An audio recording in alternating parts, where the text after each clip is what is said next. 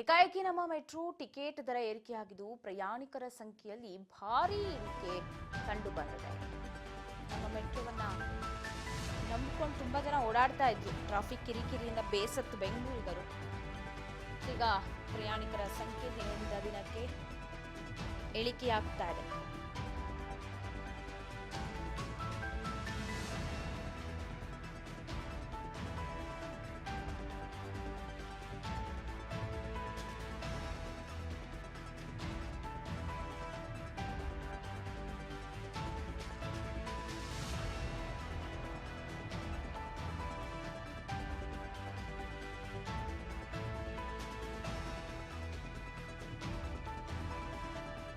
ಲಕ್ಷಕ್ಕೂ ಇಳಿಕೆ ಕಂಡಿದೆ.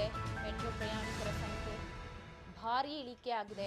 ಮೆಟ್ರೋ ಪ್ರಯಾಣದಲ್ಲಿ ಯಾವಾಗ ಟಿಕೆಟ್ ದರ ಹೈಕ್ ಆಯಿತು, ಏಕಾಏಕಿ ಪ್ರಯಾಣಿಕರ ಸಂಖ್ಯೆ ಕೂಡ ಕಡಿಮೆ ಆಯಿತು. ಕಳೆದ 10 ದಿನಗಳಲ್ಲಿ ಮೆಟ್ರೋ ಪ್ರಯಾಣಿಕರ ಸಂಖ್ಯೆ ತೀರಾ ಕಡಿಮೆಯಾಗಿದೆ. ಏಕಾಏಕಿ ಪ್ರೈಸ್ ಅಷ್ಟೊಂದು ಹೈಕ್ ಮಾಡಿದ್ರೆ ಎಲ್ಲಿಂದ ಓಡಾಡ್ತಾರೆ? ಮೆಟ್ರೋ ಅವಲಂಬಿತ ಆಗಿದ್ದು ಇಲ್ಲಿನ ಟ್ರಾಫಿಕ್ ಕಿರಿಕಿರಿಯನ್ನ ತಪ್ಪಿಸ್ಕೊಳ್ಬೇಕು ಅನ್ನೋ ಕಾರಣಕ್ಕೆ. ಸೊ ಅಂದ್ರೂ ಕೂಡ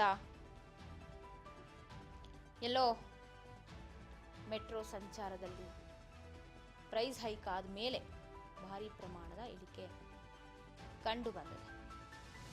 ಕಳೆದ 10 ದಿನಗಳಲ್ಲಿ ಇಳಿಕೆಯಾಗಿದೆ ಮೆಟ್ರೋ ಪ್ರಯಾಣಿಕರ ಸಂಖ್ಯೆ. ಫೆಬ್ರವರಿ 15ರಲ್ಲಿ 6.9 ಲಕ್ಷ ಪ್ರಯಾಣಿಕರು ಸಂಚಾರವನ್ನ ಮಾಡಿದ್ರಂತೆ. ಫೆಬ್ರವರಿ 16ನೇ ತಾರೀಕು 5.6 ಲಕ್ಷ ಪ್ರಯಾಣಿಕರು ಸಂಚಾರ ಮಾಡಿದ್ರೆ 19ಕ್ಕೆ 7.6 ಲಕ್ಷ ಪ್ರಯಾಣಿಕರು ಸಂಚಾರವನ್ನ ಮಾಡಿದ್ರು.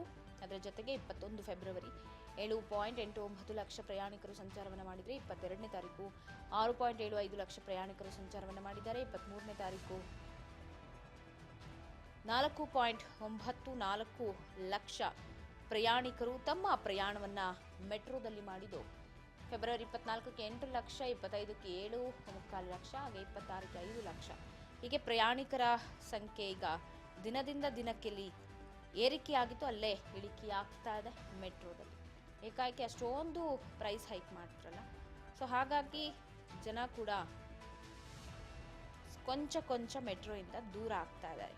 ಸ್ಪೀಡ್ ಇದೆ, ಬೇಗನ ಆಫೀಸ್ಗೆ ಹೋಗ್ಬೇಕು ಅಥವಾ ಈ ಟ್ರಾಫಿಕ್ ಕಿರಿಕಿರಿ ಅನ್ನೋದೇನಿದೆ ಇದರಿಂದ ನಾನು ತಪ್ಪಿಸ್ಕೊಳ್ಬೇಕು ಅಂತ ಹೇಳಿ ಮೆಟ್ರೋವನ್ನು ಅವಲಂಬಿಸಿದ್ರು ಬೆಂಗಳೂರಿನ ಜನ.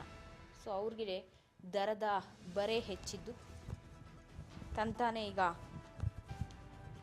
ಮೆಟ್ರೋ ಪ್ರಯಾಣವನ್ನು ಮಾಡ್ತಾ ಇದ್ದಂತಹ ಪ್ರಯಾಣಿಕರ ಸಂಖ್ಯೆ ಇಳಿಕೆಯಾಗ್ತಾ ಇದೆ.